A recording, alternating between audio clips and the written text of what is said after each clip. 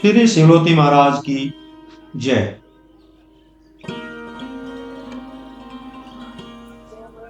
श्री शिवलोती महाराज जी के द्वारा वर्ष 1994 में की गई चार धाम यात्रा के पहले एवं दूसरे भाग में हमने पेहोवा, हरिद्वार, नैमिषारण्य, अयोध्या तथा चित्रकूट की यात्रा के मुख्य अंशों को आप सभी के साथ साझा किया था।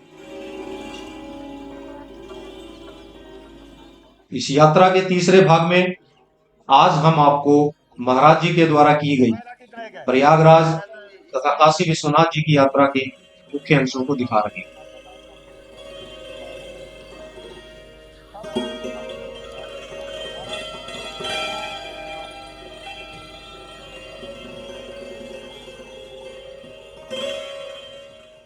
चित्रकूट के बाद यात्रा का अगला पड़ाव प्रयागराज था। प्रयागस्य प्रवेशाद्वै पापम नश्यति तत्क्षणात्, अर्थात प्रयाग में प्रवेश मात्र से ही समस्त पाप कर्मों का नाश हो जाता है। प्रयागराज भारत के ऐतिहासिक एवं पौराणिक नगरों में से एक है, जो कि पवित्र नदियों गंगा और यमुना के संगम पर स्थित है। यहाँ पर सरस्वती नदी गुप्त रूप से आकर संगम में मिलती है, इसीलिए इसे त्रिवेणी संगम कहा जाता है।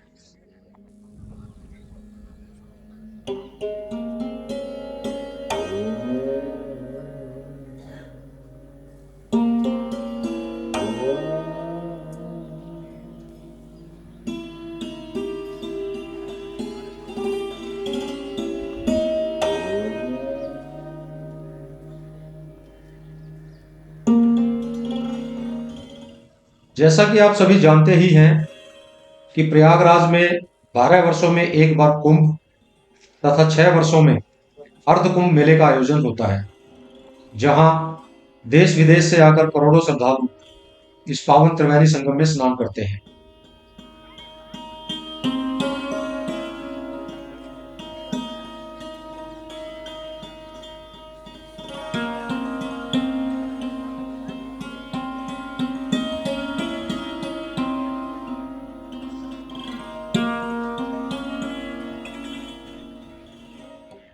यहाँ पर जल में अर्पित किए गए पिंड तथा अन्य भोजन सामग्री के लिए श्रद्धालुओं के आसपास मंडराते इन पक्षियों की छटा देखते ही बनती है।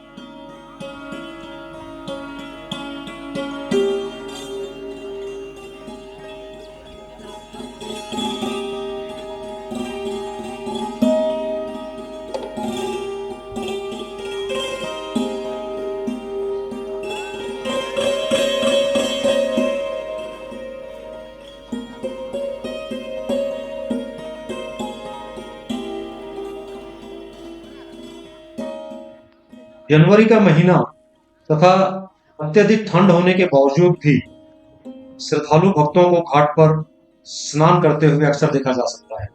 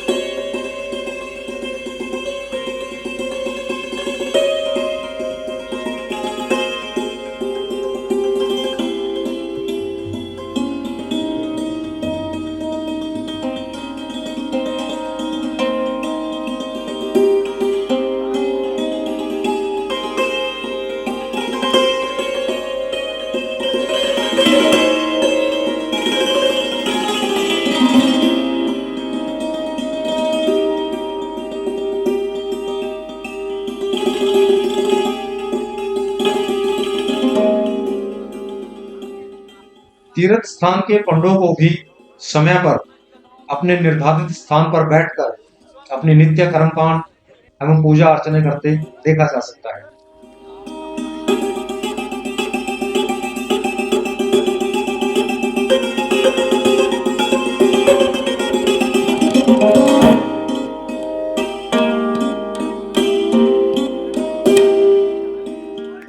महाराज जी के साथ गए भक्तों ने भी संगम के पवित्र जल में स्नान किया।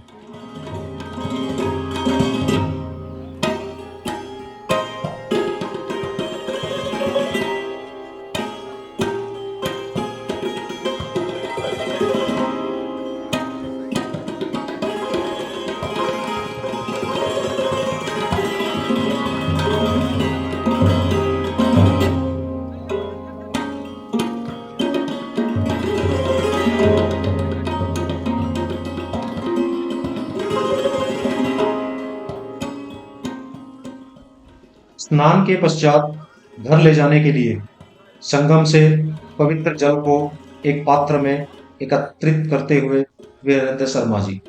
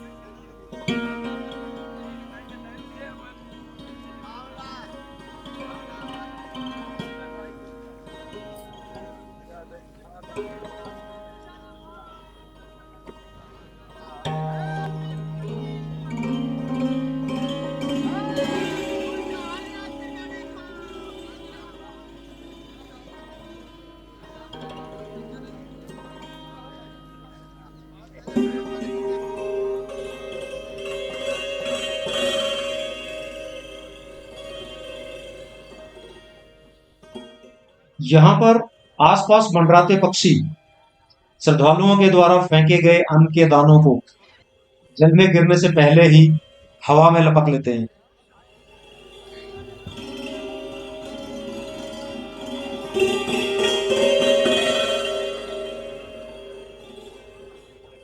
प्रयागराज के बारे में ऐसा कहा जाता है कि यहाँ पर सृष्टिकर्ता ब्रह्मा जी ने सृष्टि के कार्य के पूरा होने के बाद प्रथम यज्ञ किया था।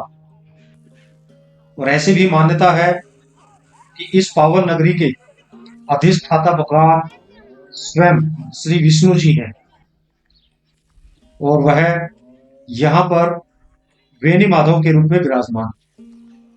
यहाँ पर भगवान विष्णु जी के 12 स्वरूप विद्यमान हैं, जिन्हें द्वादश माधव भी कहा जाता है।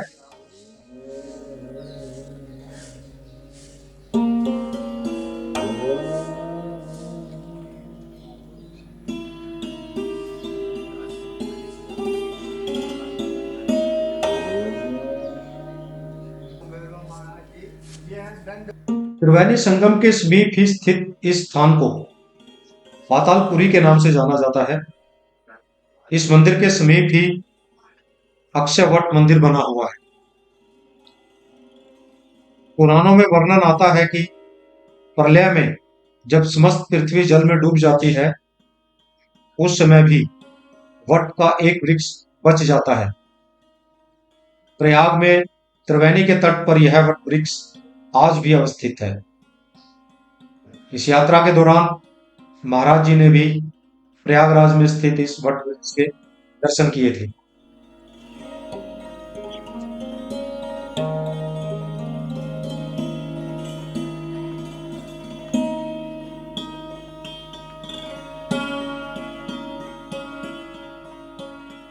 भगवान भोलेनाथ की नगरी काशी संसार के सबसे प्राचीनतम शहरों में से एक है।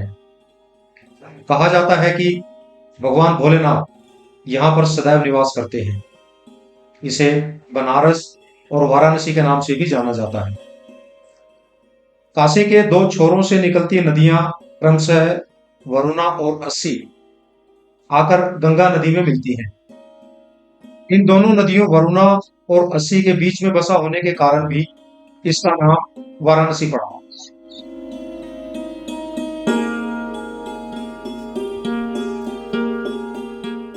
दशाश्वमेध घाट गंगा नदी के किनारे पर स्थित सभी घाटों में सबसे प्राचीन और शानदार घाट है। किंवदंतियों के अनुसार भगवान ब्रह्मा ने भगवान शिव को निर्वासन से वापस बुलाने के लिए यहाँ पर एक यज्ञ का आयोजन किया। और ये प्रयाग घाट है, लाल वाली जो मंदिर है, ये प्रयागराज का मंदिर बना हुआ है। जैसे इलाहाबाद भी प्रयागराज का है, उसी द्वारा यहाँ भी बना हुआ है। जो लोग कुंभ में स्नान करने जाते हैं, बहुत लोग हिंदू लोग रख दिए, तो मैं क्या नाम, इसलिए वो दो नदी देख करके वाराणसी नाम रख दिया। जब राज हुआ तो उसने बोला कि काशी वाराणसी, लोग बोल दिए मैं क्या नाम रखूँ, तो उसने रख दिया बनारस, ऐसी नाम चल रहा है। ये अलियाबाई घाट है, इंदौर का रानी में घाट जो है, राजा एक एक राजा अपने अपने नाम से बना करके। काशी में नदी के किनारे पर बने हुए घाट अपनी अनोखी छटाओं के लिए विश्व भर में प्रसिद्ध हैं।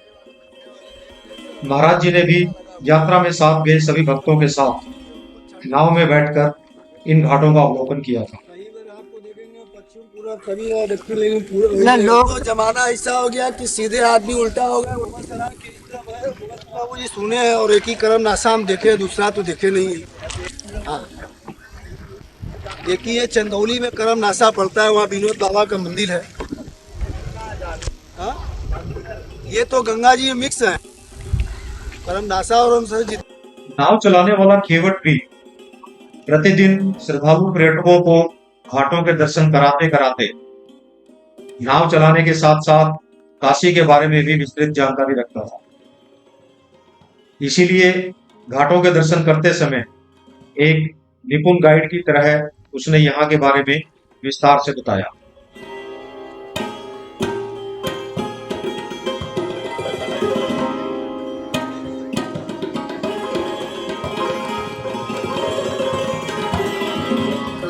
दो नदी यहाँ पर और मिल गया, वही आ रही है। बताएंगे गुरु जी, अभी सब बता देंगे आप। इसीलिए बाबूजी हम लोग पैसा क्यों मांगते हैं, खाली ये सब दिखाने का बताने का। प्रयाग में तो कुछ है नहीं, सिर्फ संगम में स्नान करने जाते हैं। हालांकि आज इन घाटों की स्थिति बिल्कुल ही भिन्न है। जैसा कि आप सभी जानते ही हैं कि वाराणसी में पिछले कुछ समय से काफी परिवर्तन हुआ है। आज काशी का परिवेश काफी बदल गया है। आप सभी ने टीवी पर भी देखा होगा कि कैसे काशी विश्वनाथ मंदिर तथा घाटों का जीर्णोद्धार कर उसे एक भव्य स्वरूप दे दिया गया है। वीडियो में देखने से लगता है कि वर्ष 1994 में लोग साफ सफाई के प्रति इतने सजग नहीं थे, लेकिन पहले के मुकाबले आज घाटों के आसपास काफी स्वच्छता देखने को मिलती है।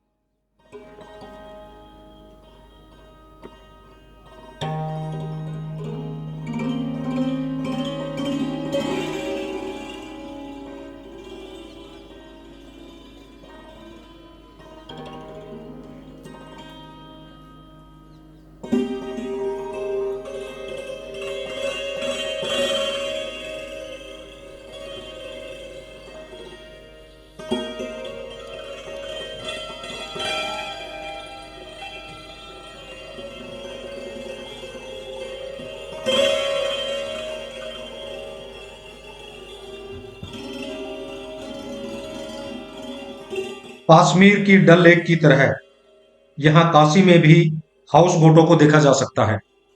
अधिकतर विदेशी पर्यटक इनमें ठहरना पसंद करते हैं।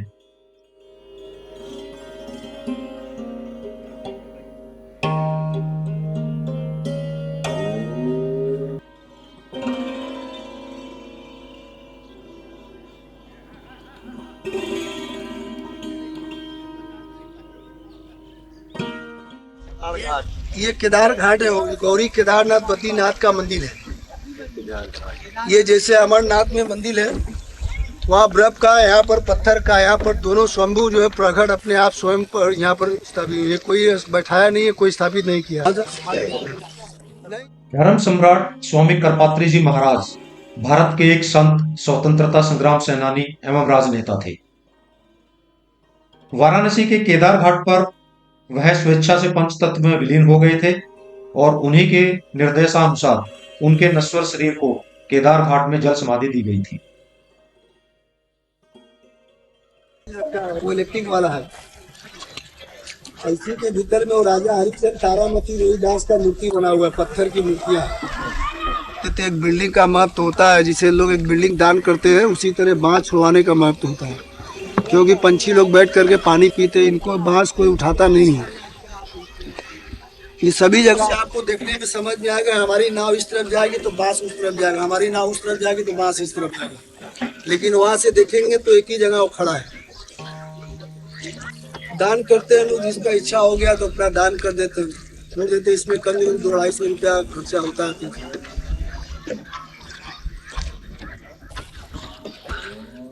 अब यहाँ से नमस्कार के लिए राजा हरिश्चंद्र शिव जी बैठाए हैं। शिव जी का जब राजा हरिश्चंद्र अपने शरीर को बेच करके दान कर दिए। यहाँ पर जिसका शक्ति होता है अपने अपने हाथ से, कोई 11 कोई 5 का कारण वही होता है।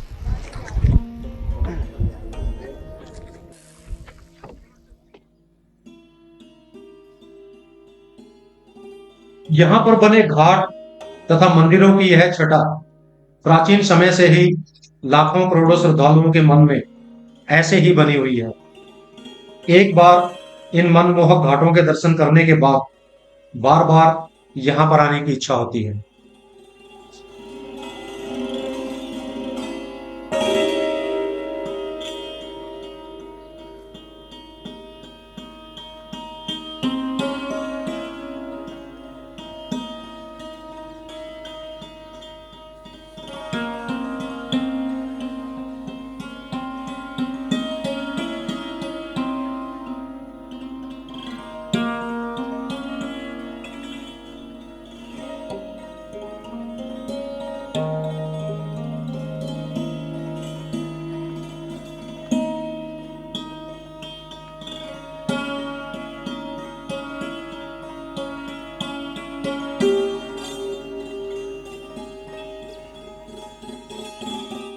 घाटों के आसपास रह रहे लोग श्रद्धालुओं के द्वारा नदी के जल में फेंके गए सिक्कों तथा अन्य कीमती सामान को जल से निकालकर अपनी आजीविका चलाते हैं।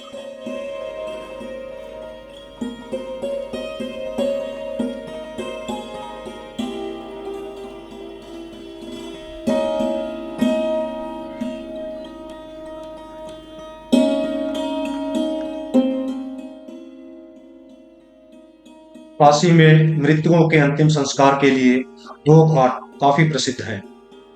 पहला राजा हरिश्चंद्र घाट, जहां पर राजा हरिश्चंद्र ने एक डोम की तरह कार्य किया था, और दूसरा है मणिकर्णिका घाट। आधुनिकता के आज के युग में यहाँ पर एक विद्युत सौधाव भी है, लेकिन इसका उपयोग बहुत ही कम लोग करते हैं। मणिकर्णिका घाट पर लगातार हिंदू अंत्येष्टि होती रहती है। एक चिता की अग्नि समाप्त होने तक दूसरी चिता में आग लगा ही दी जाती है, और 24 घंटे ऐसा ही चलता है। इसी कारण इसको महाश्मशान भी कहा जाता है। इन घाटों पर वाराणसी के अलावा आसपास के स्थानों से भी शवों को अंतिम संस्कार के लिए लाया जाता है। काशी को मोक्ष की नगरी कहा जाता है। कहते हैं कि काशी में प्राण त्यागने से मनुष्य जीवन मरण के चक्कर से छूट जाता है। प्राचीन काल से ही लोग अपना अंतिम समय निकट आने पर यहाँ घाट के आसपास बने कमरों में आकर रहने लगते थे, ताकि उनके अंतिम श्वास काशी में ही निकले। वाराणसी को हिंदू धर्म में सर्वाधिक पवित्र नगरों में से एक माना जाता है, और इसे अविमुक्त क्षेत्र भी कहा जाता है। वाराणसी को प्राय मंदिरों का शहर, भारत की धार्मिक राजधानी, भगवान शिव की नगरी, दीपों का शहर, ज्ञान नगरी आदि विशेषणों से भी संबोधित किया जाता है।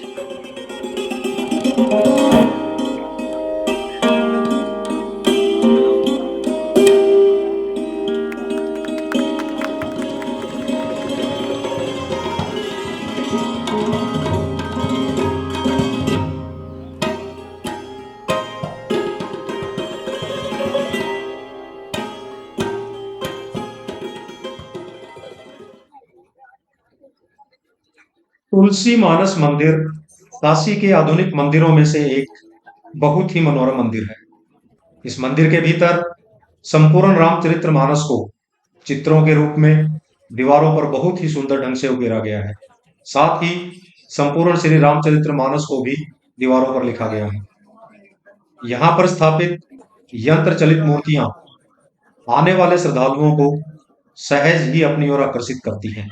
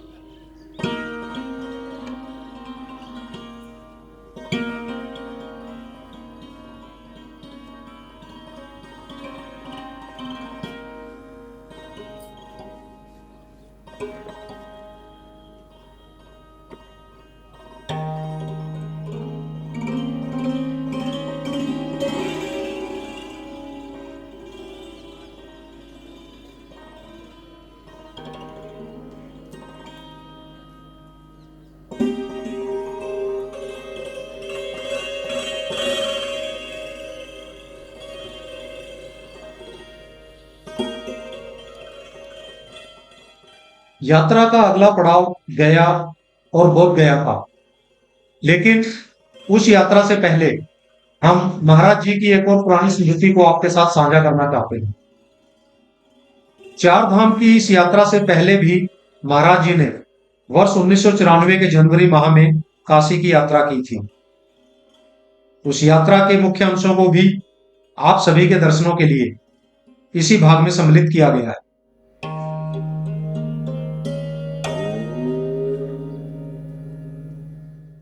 इस यात्रा में महाराज जी के साथ गए भक्तों में कालका से प्रोफेसर भोला जी भी थे, जिनका लालन पालन मूलतः बनारस में ही हुआ है।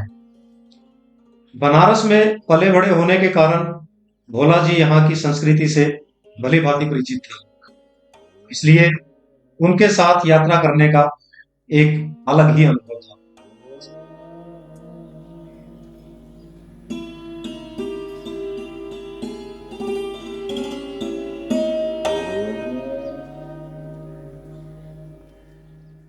इस यात्रा में महाराज जी के साथ शिमला से वीरेंद्र शर्मा जी के पिताजी, जो कि सोलन के कॉलेज के प्रिंसिपल रह चुके हैं, तथा परवाणु से प्रदीप मास्टर जी के पिताजी भी शामिल थे।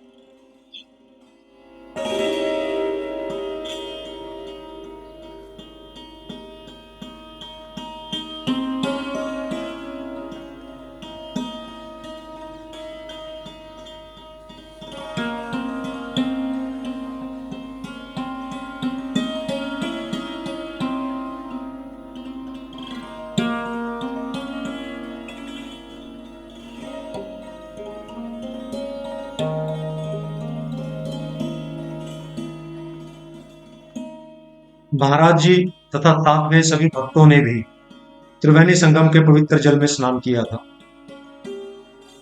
काशी विश्वनाथ के दर्शनों के लिए जाते हुए। वहां उपस्थित एक पंडित ने महाराज जी को त्रिपुंड एवं तिलक लगाया। मंदिर के अंदर के दर्शन हम आपको नहीं करवा पाएंगे, क्योंकि कैमरा ले जाने की अनुमति नहीं। अमृतसर से कुलदीप शर्मा जी भी इस यात्रा में महाराज जी के साथ थे। जैसा कि हम देख पा रहे हैं कि भगवान भोलेनाथ की नगरी में सरकार से मान्यता प्राप्त भांग के प्रसाद की सरकारी दुकानें भी बनी हुई है। ठंडाई भी काशी नगरी का एक विशिष्ट पेय है। यहाँ आने वाले श्रद्धालु भक्त भांग के प्रसाद को ठंडाई के साथ ग्रहण करते हैं। भोला जी ने महाराज जी तथा साथ गए सभी भक्तों को काशी की प्रसिद्ध ठंडाई का सेवन कराया। फिर माता उठ गई तो बोलो भी देख रहे ऐसे वैसा तो माता उसके दिमाग को हो जो अपनी पति देव बताया उस वजह से उनको थामने के लिए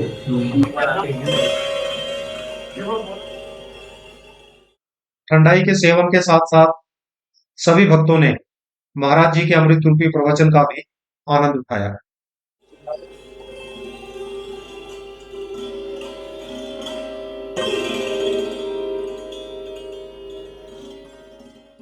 महाराज जी ने बनारस हिंदू विश्वविद्यालय के प्रांगण में बने शिव मंदिर के दर्शन कर वहां पर स्थापित शिवलिंग पर जल चढ़ाकर पूजा अर्चना की। इस मंदिर को आधुनिक विश्वनाथ मंदिर के नाम से जाना जाता है। बहुत सुंदर मूर्ति है। मूर्ति एक मूर्ति, कहीं मजाक नहीं कहा।